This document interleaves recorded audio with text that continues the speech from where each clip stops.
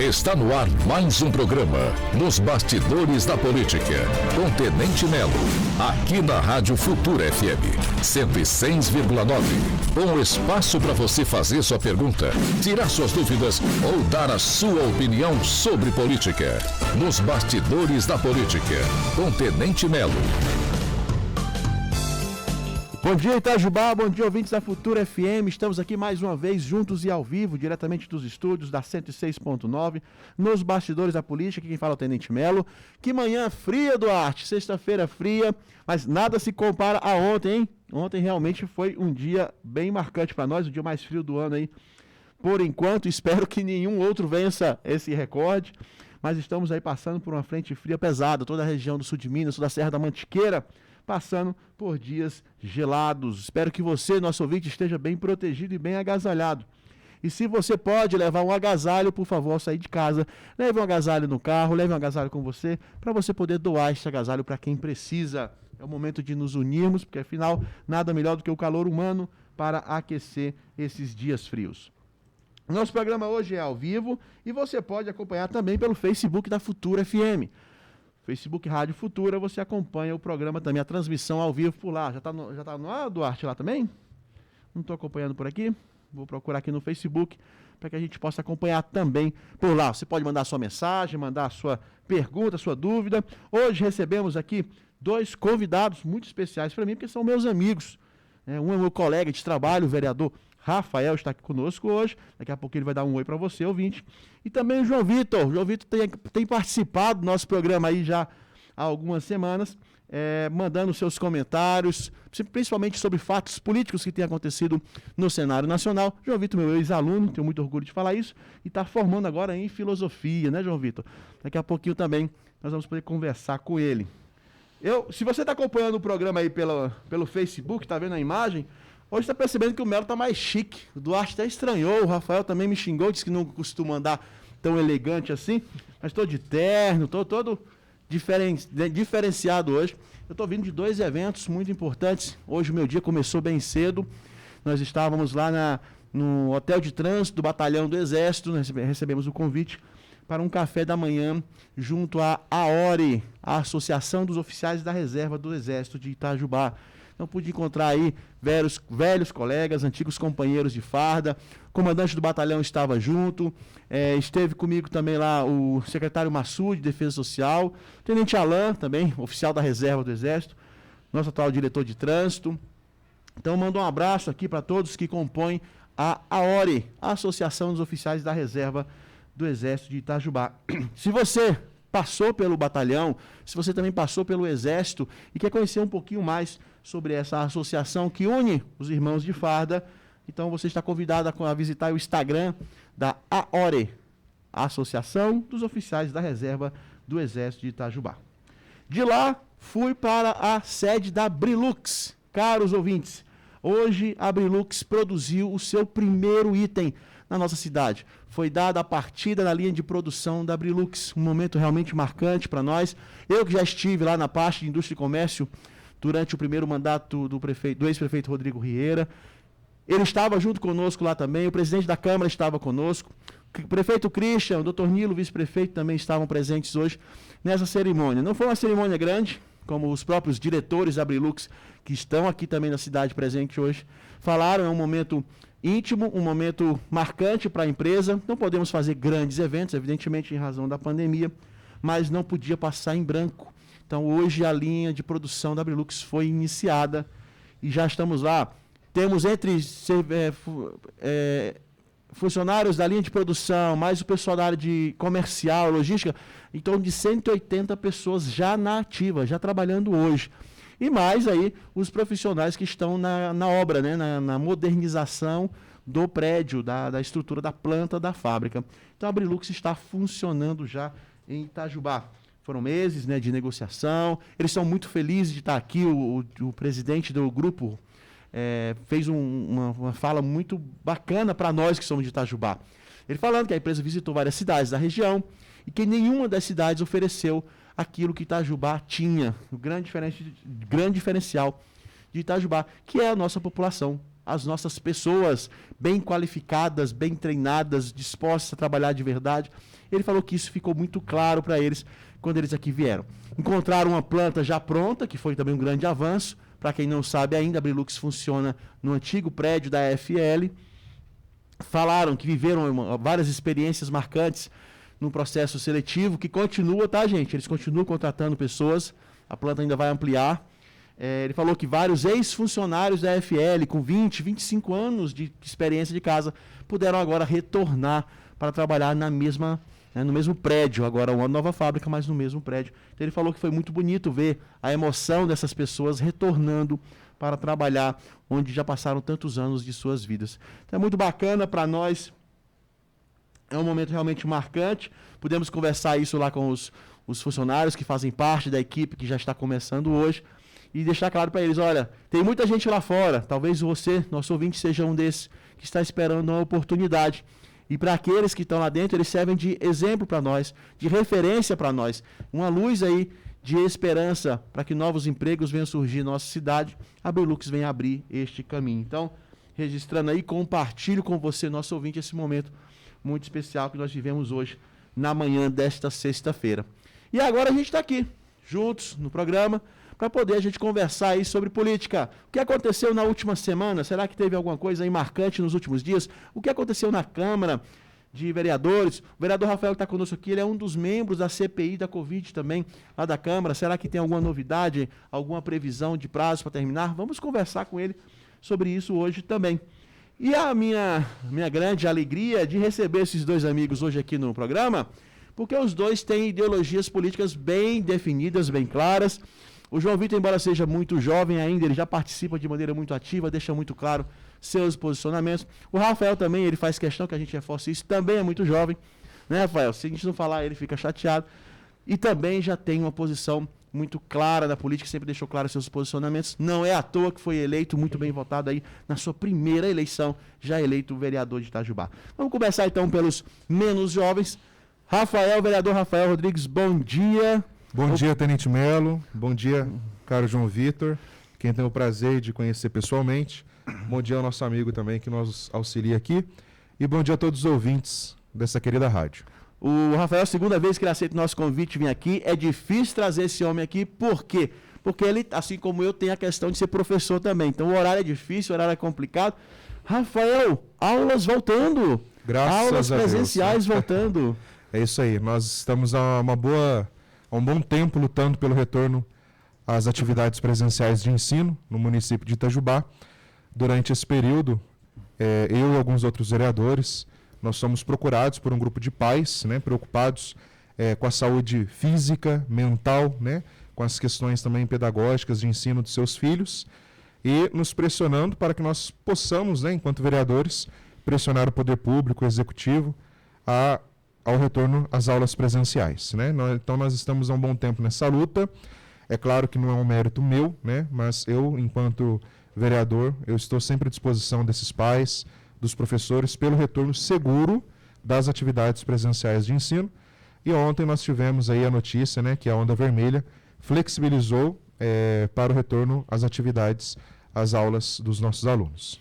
Para quem não acompanha ainda, o ouvinte talvez não esteja tão por dentro, mas na manhã de ontem, né, finalzinho da manhã, toda quinta-feira, o governo do estado divulga a atualização do programa Minas Consciente. Como a nossa cidade está integrada nesse programa, então a gente fica dependendo das decisões que o governo do estado anuncia. E ontem eles anunciaram isso.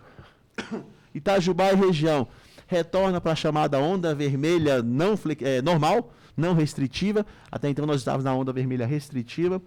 E, além disso, as aulas são permitidas agora. Aulas presenciais podem retornar, mesmo estando na onda vermelha, o que não era permitido até a semana passada. Então, com isso, a Prefeitura ontem já teve uma reunião com os diretores de escolas particulares para poder alinhar essa questão do retorno às aulas. As escolas municipais também já estão se movimentando nesse sentido. E, se eu não me engano, Rafael, talvez você possa confirmar isso para nós, as escolas estaduais também, por volta do dia 15 de julho, também parece que vai voltar já aqui em Itajubá também. Rafael, vereador e professor, você dá aula em outras cidades também, confere? Sim, eu também dou aula em Maria da Fé. E como é que estavam essas aulas em Maria da Fé? Também estava igual a Itajubá ou já estava com aula presencial? Lá em Maria da Fé nós já estamos no sistema híbrido, né? As turmas elas são divididas em 2 grupos, então o grupo 1 vai segunda, quarta e sexta, na outra semana ele vai terça, quinta e sábado, e enquanto eles estão em casa, eles estão fazendo atividades complementares, né? Maria da Fé é um exemplo de que é possível sim, a partir da ordem, né, da unidade das coisas, da volta às aulas, né? Os alunos estão muito felizes, né? Eles estão dando um show de disciplina e obediência. Então nós chegamos na escola, nós temos toda uma fiscalização no sentido de medição de temperatura, né? Colocado, né, álcool em gel nas bolsas dos alunos, álcool em gel não, né? Disparado álcool líquido na bolsa dos alunos, álcool em gel também nas mochilas, no sapato, né? Então assim, dentro das salas de aula há distanciamento, né, entre os alunos, os intervalos são intercalados entre as turmas, então tudo muito bem organizado e até agora, graças a Deus, nenhum caso na escola. Que bom. Já que você falou de Maria da Fé, então eu vou para o nosso outro convidado, João Vitor, que é de Maria da Fé. A gente fica feliz do João Vitor ter aceitado o nosso convite. Ele veio lá, saiu do frio de Maria da Fé e veio aqui para o frio um pouquinho ameno, mais ameno de Itajubá. Bom dia, João Vitor, bem-vindo ao nosso programa hoje aqui na Futura FM. Bom dia, Melo. Bom dia a todos os ouvintes da Rádio Futura. Bom dia também aos técnicos, nossos amigos aqui da rádio. Bom dia, Rafael. É um prazer conhecê-lo pessoalmente, graças a esse amigo em comum, que é o Tenente Melo. É uma alegria estar aqui mais uma vez pessoalmente e espero aí poder contribuir, como eu sempre espero, né, estar contribuindo aí para informação ou algo do tipo. É sempre bom a gente ter a opinião de pessoas mais jovens, que estão antenadas, que estudam sobre o assunto, para a gente ver como é que os jovens estão vendo a política. Ô, João Vitor, como é que você está encarando essa questão? Você está terminando agora a sua parte acadêmica, formando agora em filosofia na UFLA, não é isso? Isso mesmo. Como é que você está vendo essa questão agora, a decisão do retorno às aulas presenciais, mais de um ano depois? Ficamos mais de um ano com escolas sem a possibilidade do aluno entrar na escola. E só um parênteses aqui, tá? Alguns pais estão preocupados. Eu não vou deixar meu filho para a escola. A decisão é exatamente essa, fica a cargo dos pais. O sistema é híbrido, como bem disse o vereador Rafael. Alguns alunos vão para a escola, outros ficam em casa. Então há essa possibilidade, essa flexibilidade. Mas como é que você vê, João Vitor? Você do lado do aluno, né? Ainda Sim. Podemos te considerar como estudante ainda. O último mês aí, mas podemos. Como é que você encara essa decisão, essa alteração que agora vai permitir que os alunos retornem para as escolas? Bom, como eu já disse outras vezes, né, Melo? Inclusive no último programa que eu vim aqui ao vivo, eu sou um grande defensor de que a política ela é um instrumento, mas ela não é a principal ferramenta de mudança. A principal ferramenta de mudança é a educação. Através da cultura nós podemos transformar pessoas, especialmente os jovens, para que eles sejam bons adultos e assim cultivem virtudes necessárias para o bem comum da sociedade. Então, eu acredito que a educação, a volta das aulas presenciais é além de ser, é claro, extremamente necessário, né, é quase que um direito fundamental. Por quê? Durante um ano nós tivemos esse ensino à distância, tanto para os jovens quanto para os adultos, assim como eu. Porém, eu observando mais ou menos essa nova modalidade de ensino, eu percebi que, assim como outros profissionais da educação, que a modalidade de ensino à distância ela não é assim tão benéfica para os jovens como é, por exemplo, para os adultos. Né? Exige uma certa autonomia, também uma maturidade emocional, psicológica, até intelectual, que diferencia essas duas categorias, essas duas faixas etárias. Então, acredito que vai haver claramente uma percepção maior da defasagem intelectual que se teve durante esse tempo, né? Mas, sem dúvida nenhuma, acredito que as aulas presenciais, um processo de educação, é um direito fundamental. Então, quanto mais nós seguramos esse tipo de direito, mais nós estamos contribuindo para a decadência da nossa sociedade, do país, etc. O prejuízo a gente só vai conseguir recuperar aí com décadas de trabalho. Vocês já são especialistas na área de educação que falam que esse um ano e pouco que ficamos parados, nós vamos levar em torno de 10 anos para recuperar isso aí. É essa a impressão que você tem, professor, vereador Rafael? Você dá aula para alunos mais novos que eu, né? Eu fico ali com o ensino médio. Eu dou aula para alunos do 6º ano do Ensino Fundamental 2 até o 3º ano do colegial, né? E eu partilho da mesma opinião do João Vitor. É possível, né, o ensino remoto para adultos, diante da autonomia, diante da independência, né? Daí nós vemos tantas faculdades virtuais em nossa cidade, em todo o Brasil, mas eu acredito que não é que não seja possível, mas não seja o modo ideal, né, para as crianças o ensino remoto. A escola, ela proporciona a cidadania, ela proporciona o conhecimento, essa interação social, né, entre as crianças e o contato também com o professor, né?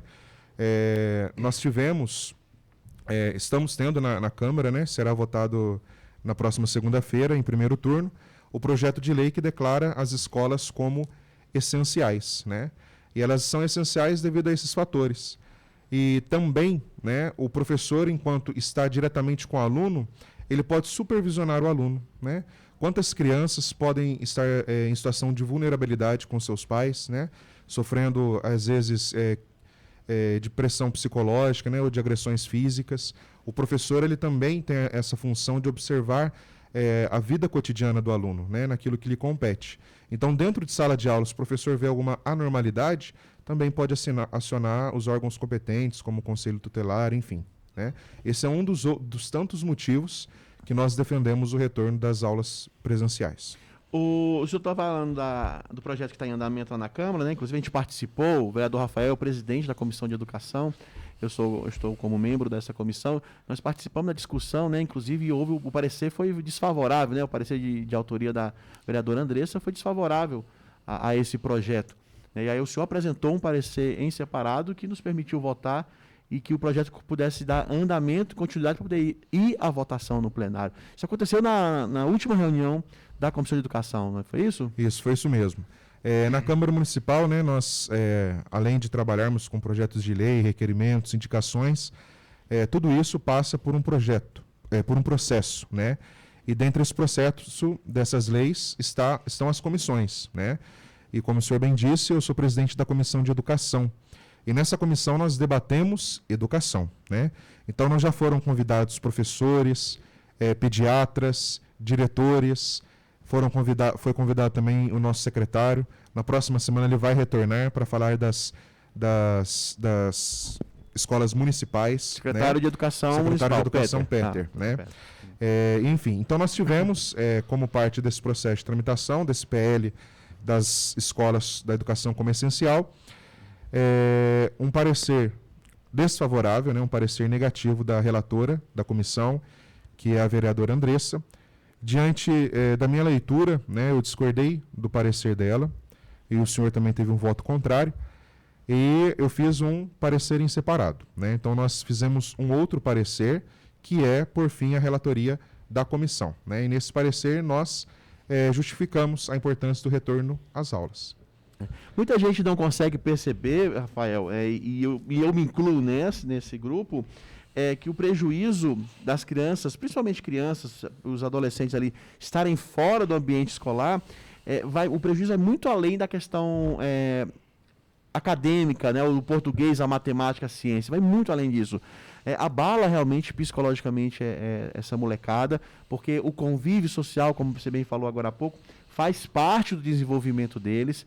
O momento daqueles que estão na alfabetização, aí nós vamos para os mais pequenininhos ainda, é o momento adequado para aprender, ler e escrever. Se você passa aquele momento, fica mais difícil. E esse prejuízo a gente não consegue medir. Então, às vezes, a gente está preocupado, e é justo e perfeitamente compreensível que um pai ou uma mãe esteja preocupado. Meu filho, que até agora estava dentro de casa, e não é o caso da maioria, a maioria está brincando na rua, e agora ele vai para a escola e se expor ao risco. Né? Sim, todos nós, ao sairmos de casa, estamos nos expondo ao risco. Inclusive, dentro de casa, nós estamos expostos ao risco. Quando chega uma sacola de supermercado, quando chega um item externo que a gente tem que comprar, não adianta ficar, não consegue se isolar. Sim, esse risco existe, por isso os cuidados que temos que ter com distanciamento, com higienização. Mas tem outros riscos, e aí esses são os mais graves, que a gente não consegue medir e nem se precaver, que é exatamente o impacto psicológico que isso causa numa criança, num pré-adolescente que está preso dentro de casa há 1 ano. Você tem sentido isso, você tem percebido isso nas suas turmas, professor? Como é que você tem observado isso? Alguns dos nossos alunos, né, alguns dos meus alunos conversam comigo em particular, né, pelas redes sociais e demonstram a insatisfação de estar em casa e demonstram também tristeza, né? É sabido que alguns alunos da nossa região, né, já tentaram suicídio, né? Então, assim, as questões psicológicas, elas também precisam ser pautadas em torno desse tema, né? É claro que é um tema que precisa, deve e está sendo debatido, né? Em todos os níveis, entre os pais, entre os diretores. Na Comissão de Educação, nós convidamos pais, né, para falar como está em casa. Nós convidamos diretores e proprietários de escola para falar da questão de orçamento, porque a escola ela também é uma empresa. Quantas pessoas foram demitidas, quantos monitores, quantos auxiliares de manutenção foram demitidos, né? Então, convidamos também médicos pediatras para falar das questões de saúde das crianças. Então, essa discussão da escola ela é uma discussão bem ampla, né? E todas as discussões me levam a defender o retorno das atividades, das aulas no nosso município e em todo o Brasil, né? Lembrando, eu falei a mesma coisa ao término da nossa comissão, né? Nós não queremos o caos, nós não queremos a desordem, nós não queremos a proliferação dessa doença, né? Nós estamos realmente preocupados com a educação e com a saúde dos nossos jovens. Então, por isso, tudo precisa ser bem feito, né? Através de um bom protocolo de biossegurança, através da obediência às orientações sanitárias, e as escolas privadas do município, todas elas apresentaram isso, né? Agora, nós temos, sim, deficiências nas escolas públicas. Nós temos uma má gestão em relação a isso, né? Eu vi que durante a semana o prefeito se juntou com os demais secretários para que houvesse uma agilidade nesse processo de reconstrução, de readaptação, né, nas escolas municipais. Então, muitas vezes, as questões negativas do poder público, né, de investimento, de gestão, elas não podem se espelhar para todos, né? Nós temos que tratar igualmente as coisas que são iguais e desiguais as coisas que são desiguais, né? Não posso prejudicar um por causa de outro que não teve a mesma agilidade. Com certeza. A gente sabe que o meio público sempre é mais lento do que o meio privado. E nós, enquanto vereadores, nós estamos de olho e fiscalizando, né? Eu tenho visitado as escolas municipais, todas elas precisam de reformas estruturais, né? Isso é uma realidade, sim, no nosso município. Nós estamos cobrando, né, a Secretaria de Obras, de Educação, nosso prefeito, para que essas melhorias aconteçam. Então, eu estou indo a essas escolas, ouvindo os questionamentos e as queixas das diretoras, das professoras, né? Mas nós precisamos pensar também nos alunos, né? Então, assim, nós precisamos fazer com que a nossa vigilância sanitária vá até essas escolas municipais também, já façam um distanciamento, né? Já garantam também a proteção ao professor, porque não é só dar álcool em gel, né? O professor ele precisa estar mais bem protegido do que apenas o álcool em gel. Sim. O álcool em gel também é um meio de proteção, não farmacológico, mas há outros meios. Então, nós queremos também a segurança física e segurança de saúde dos alunos e também a segurança dos professores. Então, os professores da rede pública, os senhores tenham certeza, né, de que todos os vereadores aí estão preocupados com a saúde dos senhores e estamos lutando para solucionar esse problema. Mais ou menos todos, né? Porque só 5 assinaram a nossa indicação para que os professores fossem vacinados antes dos presidiários. Mas, enfim, cada um tem direito de pensar do jeito que quiser. A gente discorda desse ponto. Nós fomos 2 que assinamos aí, né, Rafael? Para que os professores tivessem essa prioridade. Felizmente, agora os professores já foram vacinados. Nós recebemos a vacina em razão disso, apesar da nossa pouca idade. A do Rafael bem menos que a minha, ele sempre fala para reforçar isso. Mas os professores foram vacinados, estão já em processo de vacinação, para permitir que eles retornem ao ambiente de trabalho com o mínimo de segurança para poder executar as suas atividades. João Vitor, pergunta de prova. Se você não tiver resposta para isso, você vai estar junto conosco, tá? Não se sinta obrigado a responder, não. João Vitor, do seu ponto de vista, por que o Brasil é o único país que estava com as escolas fechadas até agora? A pandemia, até onde eu sei, está no mundo inteiro. Nem todos os países conseguiram controlar o vírus até agora. Por que o Brasil insistiu em manter escolas, né, sem atividades presenciais até agora? Do seu ponto de vista, dentro da sua realidade de ainda aluno, ainda estudante, como é que você consegue imaginar, ter uma resposta para essa pergunta? Bom, uma resposta única, né, e simples não tem, porque, como eu sempre digo, não há respostas simples para problemas complexos. Mas o que eu diria, mais ou menos observando, não apenas essa questão da educação agora, mas até antes da pandemia, é que o Brasil, ele sempre dá, infelizmente, né, muitas figuras sempre dão um jeito de fazer um uso político da desgraça. E também nosso país não tem uma tradição muito bem fundamentada de de conceder uma certa vantagem ou um privilégio ao quesito de educação.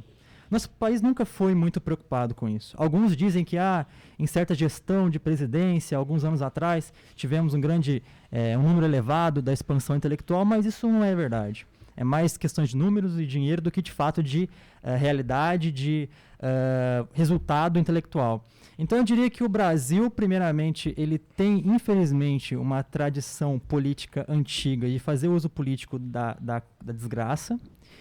E também ele sabe que, alguns membros sabem que você obtém muita vantagem política em uma sociedade não culturada, uma sociedade que é defasada intelectualmente e culturalmente. Então eu diria que além de uma ignorância de certos membros, há também uma má fé, infelizmente, e graças aos meios de comunicação maléficos, essa má fé acaba sendo transferida para os ingênuos que passam a defender bandeiras que mal sabem eles que prejudicam eles próprios. Eu diria isso, mais ou menos. Fiquei feliz com a colocação do João Vitor, porque eu queria entrar nesse ponto, de que maneira que essas ideologias, de que maneira que essas bandeiras, né, muitas vezes levantadas por alguns grupos políticos, de que forma isso chega nas pessoas?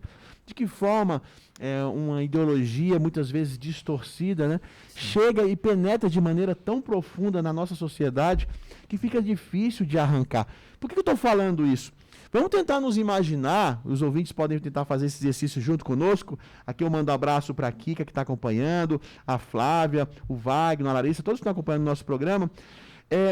Imaginemos, daqui 30 anos, Duarte, como é que nós vamos explicar para aquele jovem que vai estar na escola daqui 30 anos estudando história, como é que nós vamos explicar para eles que no combate à pandemia, Rafael, a gente proibiu as pessoas de ir para a escola, nós proibimos as pessoas de ir para a igreja, de frequentar a praia, enquanto os ônibus estavam lotados, enquanto havia aglomeração na rua? Como é que a gente vai conseguir explicar isso para quem está estudando a nossa história daqui 30 anos?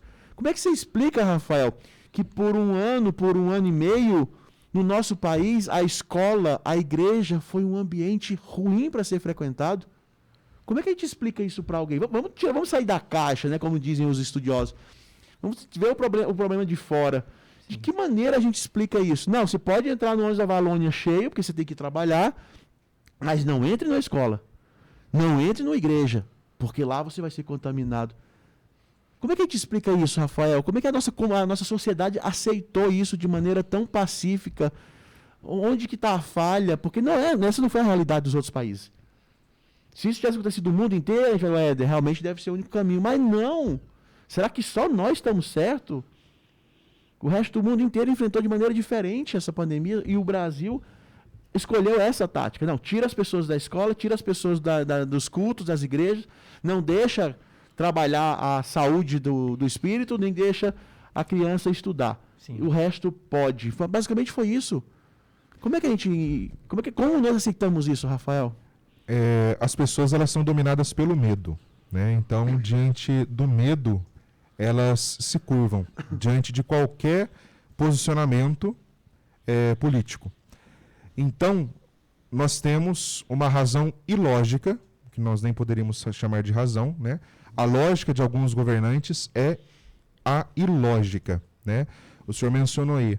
Qual a lógica de, por exemplo, nós termos bares e restaurantes permitidos, academias, né? Um local de promoção da saúde. Qual a lógica desse grupo ser permitido até às 19 horas? Não há lógica, né? Infelizmente, nós temos pessoas mal instruídas, né? Não inteligentes, ocupando cargos, né? Que deveriam, antes de tudo, proteger e promover, né? A saúde pública verdadeira, né? E também a economia. Então, quando nós temos representantes ilógicos, né? Que ao invés de propor soluções, propõem medo, nós vivemos o que nós estamos vivendo, né? O que me causa mais espanto é a tamanha hipocrisia que nós estamos vivendo na pandemia, né? O senhor mencionou, não pode igreja, não pode escola, não pode Ir na academias, né? Academia. O resto pode tudo, né? Então, assim, há interesses por detrás disso, interesses ideológicos, culturais, né? E nós precisamos, agora mais do que nunca, usar da razão, né? Parar e pensar, o que eu devo fazer diante disso tudo, né? Nós não podemos viver, né, submetidos a ideias ilógicas. Nós não vivemos numa ditadura, pelo menos não oficialmente, né? Então nós precisamos usar da razão, né, e usar do consenso coletivo e lutar pelos nossos direitos fundamentais, né?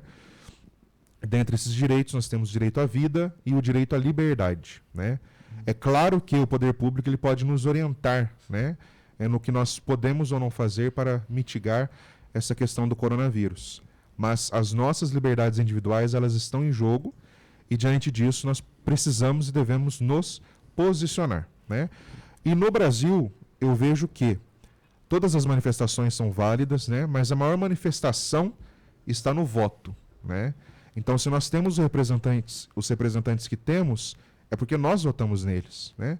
Então, a cada votação, a cada eleição, nós precisamos realmente conhecer os políticos que vão nos representar, né? Então, diante disso, nós precisamos conhecer a pessoa do político, nós precisamos conhecer o partido do político, porque as pessoas no sistema eleitoral brasileiro, elas se submetem às ideologias do partido, né? E nós precisamos conhecer o passado dessas pessoas. Então são 3 P's, né? Partido, pessoa e passado. Tudo isso precisa ser muito estudado e analisado, porque senão nós temos pessoas menos instruídas, né? Pessoas que se preocupam com interesses próprios, lidando e governando milhares de pessoas, né? Então minha resposta é, eles fazem isso tudo através do medo, né? E a ilógica, né? A lógica de alguns é a questão ilógica, a não racionalidade da gestão pública. O pessoal que acompanha o programa está concordando com vocês, viu? A Kika falou exatamente isso, João Vitor, é pura politicagem.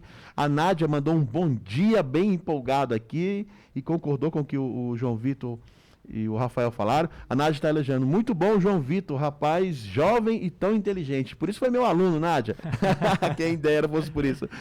Rafael, muito bem colocado sobre o medo, implantado dessa maneira, para que as pessoas se paralisem. E a dona Márcia Nishimaki, olha aqui a bandeirinha, dona Márcia, presente, dona Márcia, sempre conosco aqui no estúdio. Dona Márcia falou, e os bancos, ao invés de aumentar o horário de atendimento, limita, aumentando a fila, que está lá fora, né, do banco, acumulando pessoas esperando o atendimento. É a mesma lógica da academia, né? A academia pode funcionar até 19 horas. As pessoas normalmente trabalham até às 17. Exato. Então tem das 17 às 19 para todo mundo que quer malhar, ir lá e poder manter a saúde do corpo em apenas 2 horas. É óbvio que vai aglomerar. Bancos reduzem o horário de atendimento, e aí todo mundo que precisa ir ao banco, em vez de ter um horário estendido, tem um horário menor para poder fazer os seus serviços no banco. É claro que vai aglomerar. E aí entra muito o que o João Vitor falou agora há pouco, que as pessoas usam do momento, usam da situação difícil para se dar bem. Sim. Gente, isso aí está acontecendo em todos os ambientes, viu? Tem gente que não quer voltar a trabalhar, descobriu uma maneirinha de continuar ganhando dinheiro dentro de casa. Não quer. A escola está com a estrutura ruim. Sempre esteve. Não é a maioria não, tá? Não é a maioria não. Mas tem uma meia dúzia ali, uma meia dúzia, como diz o exército, uma meia dúzia de 9 ou 10, que está tentando não querer voltar, porque afinal tá bom ficar de casa mesmo, manda a tarefinha quando dá e o meu salário cai normalmente na minha conta. Não é assim que funciona, não. A prioridade tem que ser os nossos alunos. E eu dou um exemplo aqui que eu vivi, e aqui vai um puxão de orelha, tá? Para você que é de trabalho em funerária. Há 2 semanas minha tia faleceu, não foi de Covid, né? Foi de problemas de coração. E no velório dela não teve nem vela. A desculpa da funerária, não estamos em pandemia. Cara de pau, querendo ganhar em cima do velório, que é em cima do sofrimento da família. Tudo bem, ela não levou cafezinho, que ela, tadinha, pagava todo mês seu plano lá, funerário, para ter direito, né, no seu velório. Não, nem vela levou. Por quê? Porque estamos em pandemia. Enfim, tudo é desculpa para se dar bem, para ganhar em cima, né, do sofrimento do outro. E essa realidade tem acontecido sim, minha gente. E por isso a gente tem que ficar muito atento, né, a esses comportamentos, a essas posturas. Sabe uma coisa que me assusta, Rafael e João Vitor? Um dos heróis da juventude hoje. Eu vejo isso, João Vitor, muito não, mas em alguns alunos meus, ex-alunos também, que se deixam levar por informações distorcidas que as redes sociais mostram, acredita fielmente naquilo, começa a espalhar aquilo como se fosse verdade. E um dos heróis dessa geração aí é Renan Calheiros. Hein, Rafael? Renan Calheiros é um dos heróis desse grupo de pessoas que diz ter a salvação para todos os nossos problemas. Aqueles que atacam o presidente da República e falam que ele é o problema, afinal é ele que gerou o coronavírus e que está espalhando pelo mundo todo, é o presidente do Brasil, na lógica deles. E esse grupo de pessoas levados por ideologias políticas tem no Renan Calheiros o herói. Na Globo, a referência de ética na comunicação. Meu Deus, que saudade da nossa geração, Duarte. Quando a gente era novinho, Duarte, a Globo era o problema. Nós falávamos, e os jovens gritavam, o Globo não. Hoje não. Hoje, para os jovens, a Globo é a grande referência de confiabilidade e ética da comunicação, coisa que nós sabemos que não é. Renan Calheiros, o herói. Randolfo Rodrigues, o saltitante, herói deles lá também. Rafael, que ponto chegamos? Onde nós erramos, Rafael? Como é que pode ser assim? João Vitor, você que é jovem, João Vitor, é assim mesmo? É fácil convencer a molecada de que Renan Calheiros é que está certo? Né? Omar Aziz desrespeitar a doutora Isis lá, a japonesa, desrespeitar a doutora Mayra, é isso, Mayra, né? E vangloriar a cantora, que se disse médica, a outra que se disse médica, que nem CRM tem. Como é que a gente não consegue perceber isso? Como é que a gente não consegue mais ter esse senso crítico, João Vitor? Onde é que a sua geração errou, João Vitor? Como é que vocês erraram? Onde que vocês se perderam no meio do caminho? Será que vocês prestaram muita atenção na aula de química e esqueceram a aula de filosofia? Responde aí, se é que você tem essa resposta. Não estou exigindo se você não, coitado. Nunca mais o João Vitor vem aqui colocando ele nessas enrascadas. Não, o que a gente... tudo isso é fruto de uma grande defasagem intelectual e, como eu disse, né, uma grande distorção cultural que já existe há gerações. Então, como eu havia dito no último programa que eu vim aqui, recapitulando um pouco, os jovens eles são mais suscetíveis a ideologias e a bandeiras que movem os sentimentos. Né? Justamente por uma questão também psicológica e fisiológica, é mais suscetível a hormônios e tudo mais, e também pela falta de experiência. Então, pela falta de experiência e por essa ingenuidade psicológica, emocional e intelectual, acabam sendo conquistados por pessoas e por movimentos que não possuem sequer nenhuma moralidade para dizer o que dizem. Né? Uma coisa que o vereador Rafael falou, que é interessante pontuar, é justamente a questão do medo. Né? Nós vemos que muitas pessoas, inclusive pessoas boas até, mas infelizmente ingênuas, elas acabam sendo conquistadas, elevadas por esse tipo de movimento, justamente por conta do medo. Como eu estudo a filosofia, o vereador Rafael também eu sempre uso a filosofia como uma bagagem cultural para tentar analisar um pouco o parâmetro. Então, tem um filósofo chamado Thomas Hobbes que ele diz que o medo é a maior das paixões humanas. Então, através do medo, se você tiver a manipulação do medo das pessoas, você pode conseguir muita coisa. E, normalmente, o regime político autoritário ou totalitário, ele sempre busca, no medo, o recurso necessário para instituir o poder. E o que nós vemos hoje em dia é justamente isso, uma alimentação do medo, uma tentativa de fazer com que as pessoas percam o sentimento de esperança, e através disso você transforma a sociedade em um caos, em um conflito interno, e, como eu digo, há uma lógica revolucionária de partidos totalmente imorais que utilizam do caos para construir um novo sistema, né? O ordo abical, a ordem através do caos. Isso existe, está de uma maneira muito implícita e também, às vezes, até sutil, infiltrada na mentalidade cultural das redes sociais, das emissoras, especialmente das grandes emissoras, que há décadas já participam desse tipo de projeto, e também em pessoas tanto oportunistas quanto de má fé, como, por exemplo, você deu o exemplo de Renan Calheiros. Né? Como é que alguém pode ver algum exemplo em Renan Calheiros? Ora, justamente por uma ingenuidade, por uma deturpação da realidade, e acaba, movido pelo medo, se compactuando com tipos de discurso de pessoas que não deveriam nem sequer estar no lugar onde estão. Né?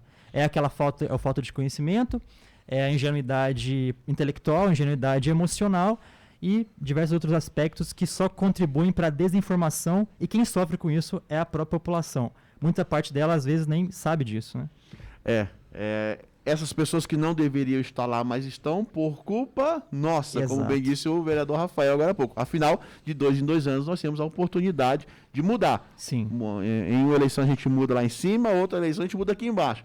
Mas se a gente não tiver essa preocupação, a gente vai continuar colocando essas mesmas pessoas. Afinal, o Renan Calheiros não chegou lá agora. Renan Calheiros está lá, há alguns 200 anos. Então, ele vai sendo recolocado sempre em razão exatamente dessa falta de preocupação das pessoas em suas escolhas. Vereador Rafael, a CPI do Senado, né, que foi aberta oficialmente, teoricamente, para investigar falhas na questão da condução do combate à pandemia, se tornou algo completamente esdrúxulo, a CPI do circo, em razão principalmente dessa falta de alinhamento do comportamento dos que estão conduzindo a CPI. Mas o nosso ouvinte, eu acredito que ele quer saber como é que está a CPI daqui. Aqui em Itajubá nós também temos uma CPI. O vereador Rafael, Tenente Melo, foram 2 dos quais assinaram a abertura da CPI, junto com o nosso presidente, o vereador Robson Vaz e o Chiquinho Deusébio. Nós assinamos a abertura da CPI. E o vereador Rafael é um dos membros da comissão. Como é que estão os trabalhos da comissão, aquilo que o senhor puder falar para nós? Eu sei que semanalmente vocês têm reunião para discutir e tem ouvido muita gente. Sim. Em que pé está? Eu sei que o relatório não está pronto ainda, evidentemente, não tem nenhuma conclusão que o senhor possa adiantar para nós, mas na sua visão, pelo menos acho que mais respeitosa a CPI tem sido, mais responsável também na condução. O que a gente pode, o que o senhor pode compartilhar conosco, com os nossos ouvintes aí sobre o trabalho da CPI da Covid aqui em Itajubá? Uma CPI, né, que é a Comissão Parlamentar de Inquérito, ela é um dos instrumentos que os parlamentares, né, a nível municipal, estadual e federal, possuem em mãos para investigar algo, né? Então é necessário um objeto. O senhor bem mencionou a CPI do circo, né, aquela que está acontecendo em Brasília. Eles já instalaram aquela CPI com uma relatoria pronta, né? É uma briga totalmente ideológica. Aqui em Itajubá, nós instalamos uma CPI com o seguinte objeto. Em um determinado mês, o mês de março, nós tivemos o maior número de mortes do que em um ano inteiro, né? Então, diante dessa situação, nós buscamos esclarecimentos. Então a CPI ela tem por objetivo mostrar a realidade, porque a verdade ela está na realidade. Então a CPI ela não tem o objetivo de passar a mão na cabeça de ninguém e também não é um caça às bruxas, né? Nós estamos lá para, através das oitivas, né, através desses encontros, reuniões com representantes do município, chegar a uma conclusão a respeito desse objeto. Então, durante esse tempo todo, né, a CPI ela tem um tempo de 3 meses, podendo ser prorrogado por mais 3 meses.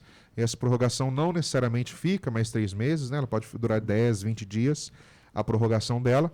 Então, nós ouvimos o vice-prefeito, que é o nosso secretário de saúde, nós ouvimos também diversos outros secretários, né, ontem nós tivemos o secretário Massoud e a secretária Thalita, né, que são respectivamente da Defesa Social e da Comunicação, levando para nós esclarecimentos, né? E diante da informação que eles nos levam, nós, quando oportuno, nós fazemos perguntas, né? Então ela já está no caminho do seu término, né? O nosso relator é o vereador Sebastião Silvestre, ele está preparando a relatoria, né? A conclusão final, e nós vamos julgar e votar essa relatoria do vereador Sebastião, né? Assim que essa relatoria estiver pronta, né, nós podemos retornar aqui e fazer um resumo de tudo aquilo que aconteceu. A previsão de prorrogação do prazo? O senhor sabe dizer, não?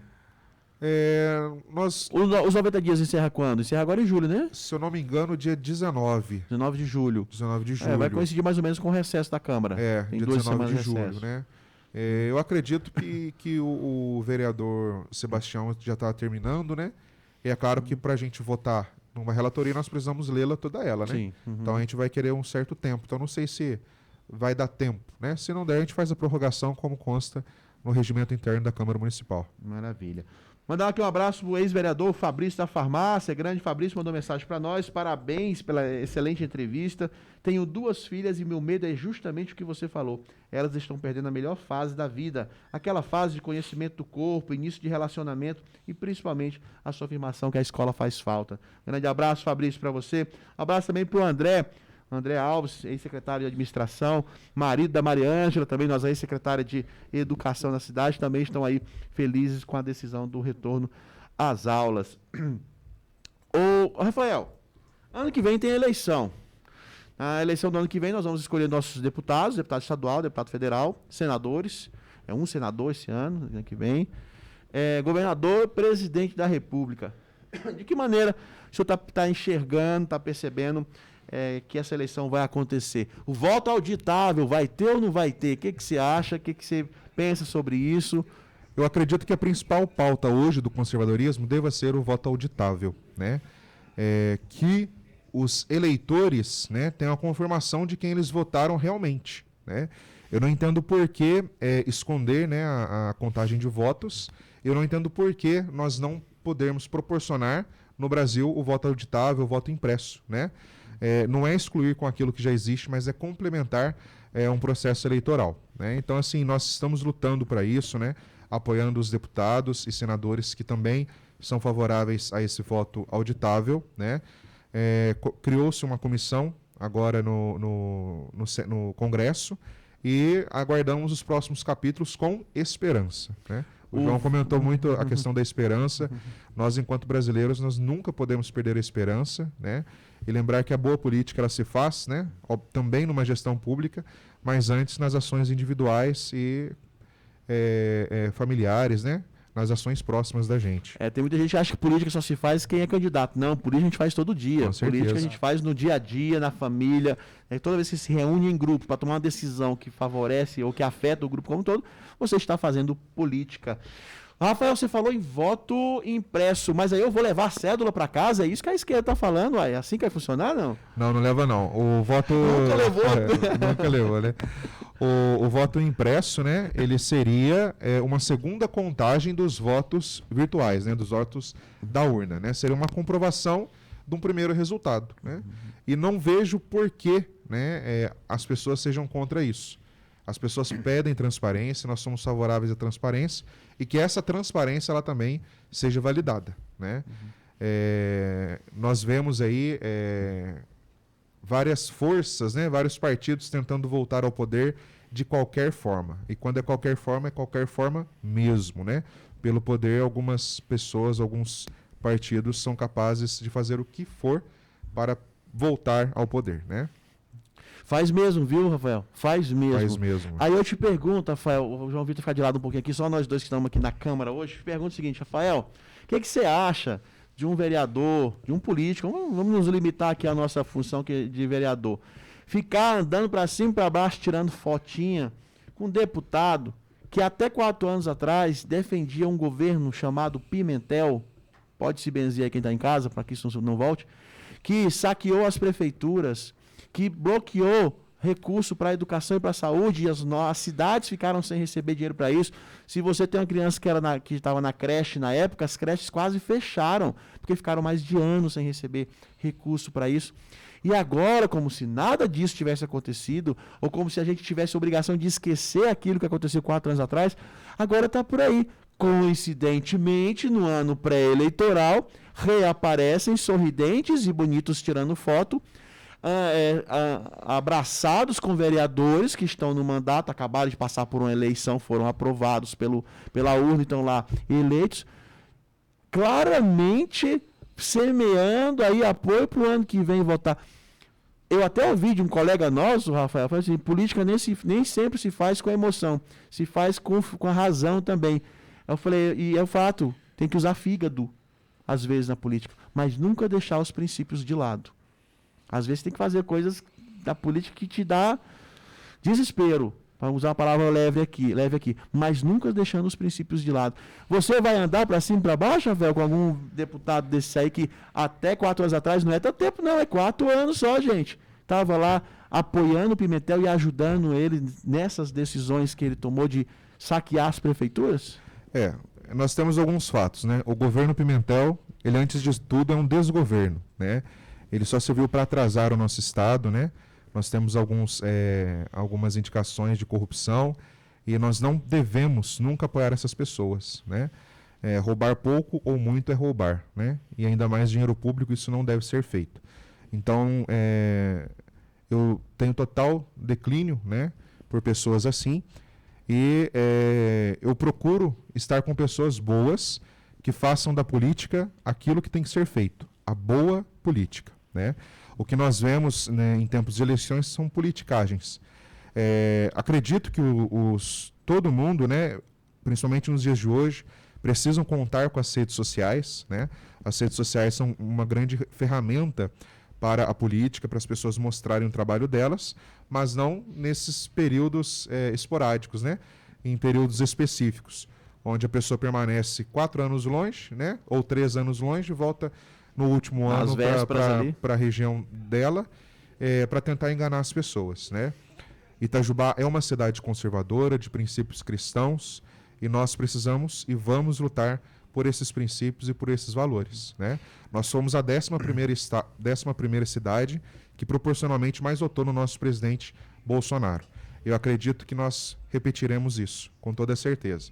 Eu tenho apoio ao nosso presidente Bolsonaro, acredito que ele é a direita, ele é a opção que nós temos, né, para que o conservadorismo possa estar mais um tempo no poder e que as coisas corretas possam ser feitas e mostradas, né? Quantas obras o nosso presidente terminou, né, ou teve que refazer de outros desgovernos, né? Então, meu apoio total aos candidatos conservadores, os candidatos que defendem o voto auditável, que defendem os valores da família, os valores da religião e as nossas liberdades individuais. Ele fala tão bonito, né, João Vitor? Dá inveja. Esse menino é o nosso orgulho, viu? Rafael, você sabe que eu sou seu fã, cara. Eu sou seu fã. de deputados, né? Já mencionei meu apoio ao nosso presidente Bolsonaro. Também gostaria aqui de mencionar o meu apoio, né, ao deputado estadual Bruno Engler, né? Um jovem, mais jovem que eu, né? O senhor sabe, Tenente Melo, que eu sou jovem, né? Rafael, quantos você tem? Eu tenho 26 anos. 26 anos. João Vitor tá com? Tô com 22. 22. Não vão ser vacinados tão cedo. O Rafael foi professor, né, Duarte? Eu e o Duarte já passamos dos 25 já, tá? Faz tempo. Eu brinco com os meus alunos, pergunto qual a idade, né? Tem gente que fala 30. Eu falei assim, 30 é menos 30 pontos na prova.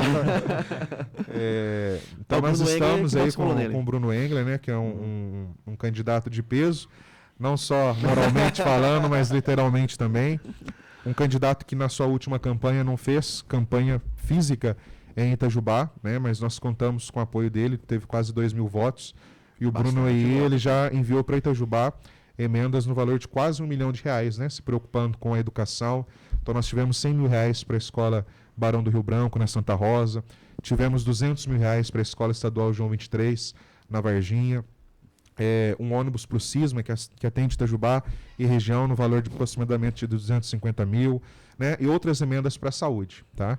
Então, assim, é um deputado que se preocupa com a região, né? Então, ele luta, né, no sentido político, né, de poder dar olhos, né, para a nossa querida Itajubá, e também no sentido moral, né? Então, eu já convido as pessoas aí a procurarem o deputado Bruno Engler, né, e a poderem acompanhar o trabalho que ele tem feito. Até para conhecer mesmo e cobrar, e já que o Rafael está declarando aqui claramente, né, que é parceiro dele, trabalha junto, tem aí um vereador próximo que possa nos ajudar a buscar cada vez mais emendas.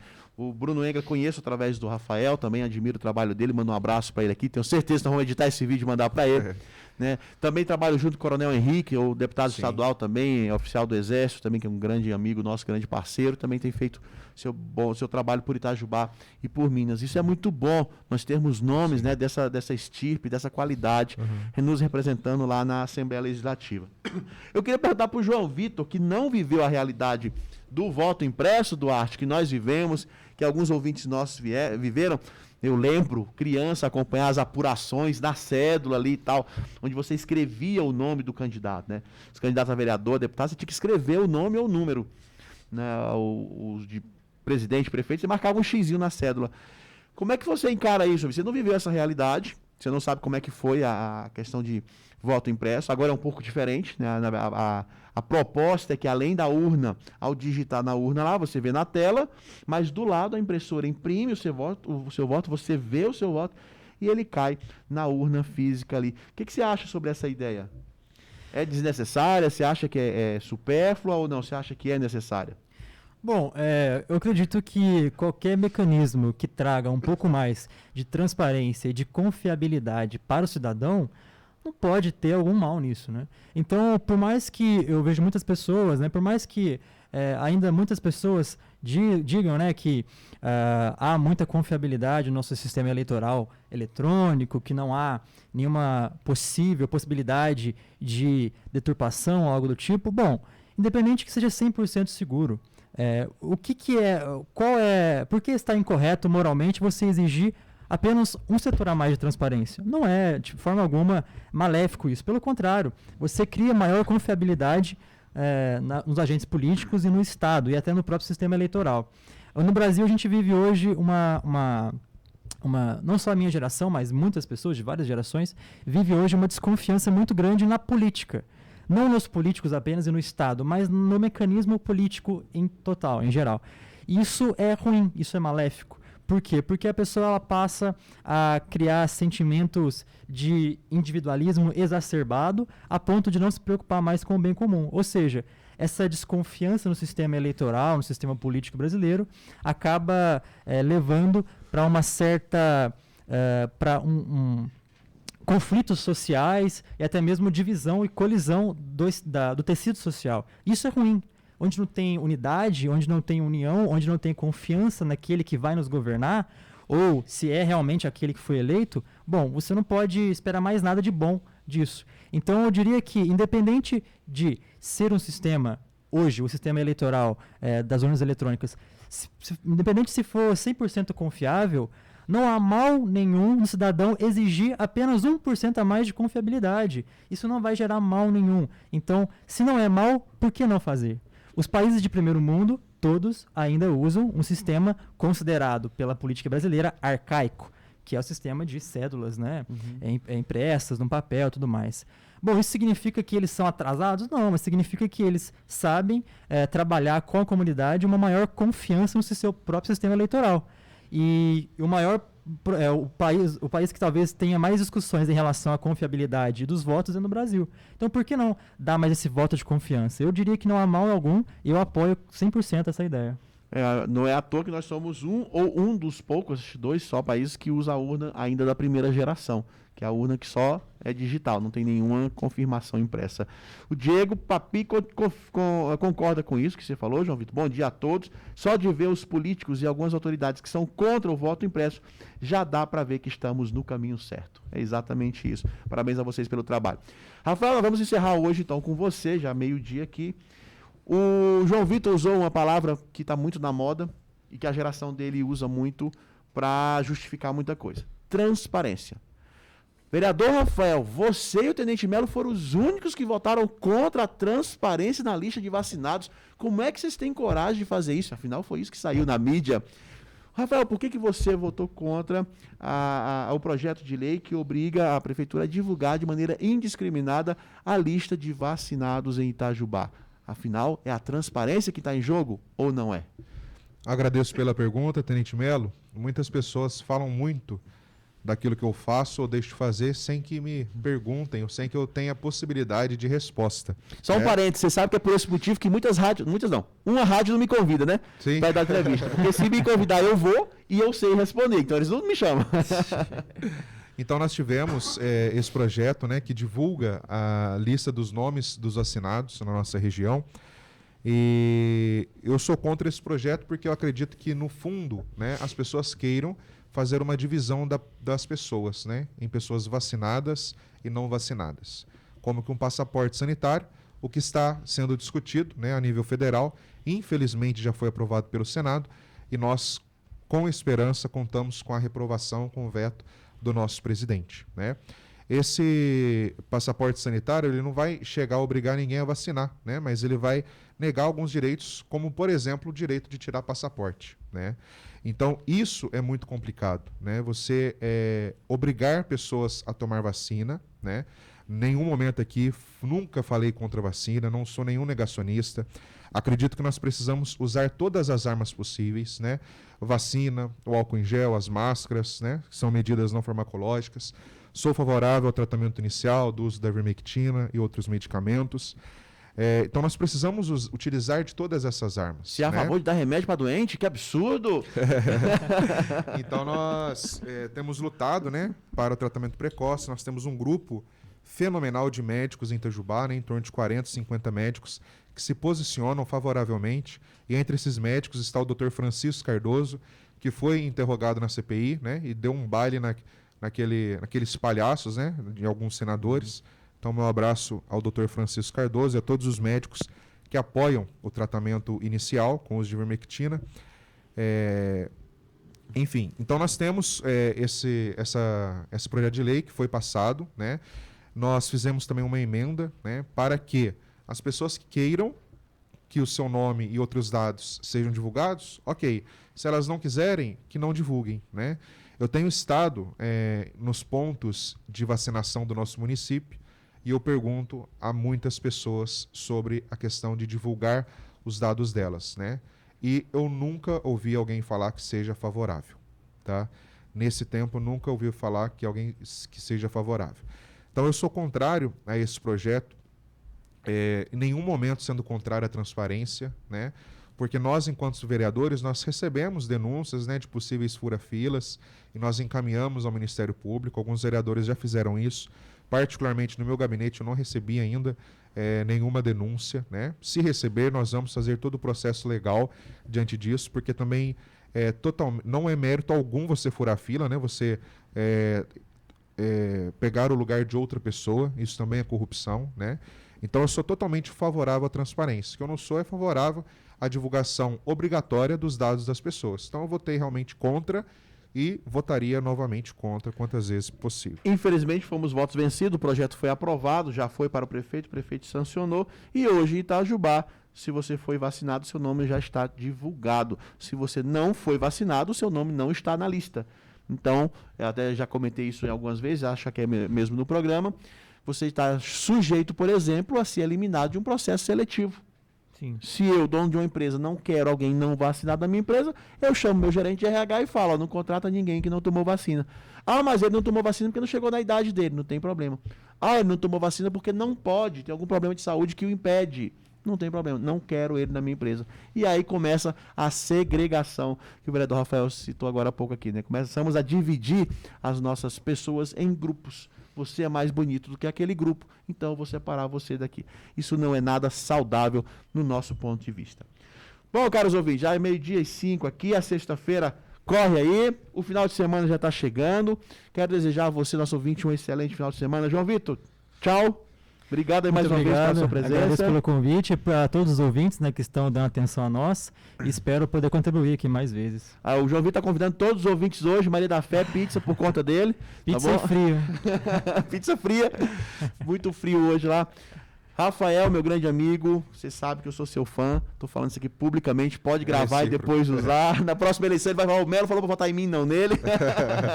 Mas eu fico muito feliz de ter você como nosso colega de trabalho. Meu obrigado ao senhor pelo convite, também foi um prazer estar com o João Vitor, né, que tem feito excelentes comentários no seu programa, um rapaz com muito futuro, sou seu fã, viu, João? Obrigado. E agradecimento também aqui ao nosso amigo da técnica e a todos os ouvintes da rádio, né? Eu gostaria, a gente conversou a respeito de racionalidade, né? De promovermos virtudes, esperança, né?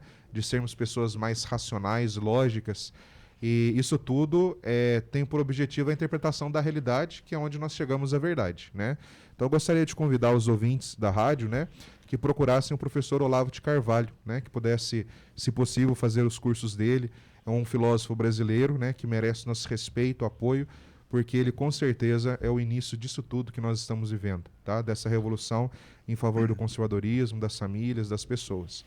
Então, professor Olavo de Carvalho, aqueles que tiverem oportunidade, façam o COF, que é o curso online de filosofia, e o COF, que é o curso online de filosofia, ele é gratuito aos agentes de segurança pública. Então, os policiais façam esse curso que é muito interessante e com certeza vão fazer vocês ter uma nova visão da realidade, uma nova visão de mundo, porque é trabalhado a verdadeira filosofia e a verdade. Rafael também é formado em filosofia, confere? Isso, sou formado em filosofia e tenho mestrado em educação. Estou com 2 filósofos à minha frente, Duarte, nós estamos bem servidos hoje, cara, viu? 2 filósofos à minha frente, do lado do Matheus, que não ajuda muito não.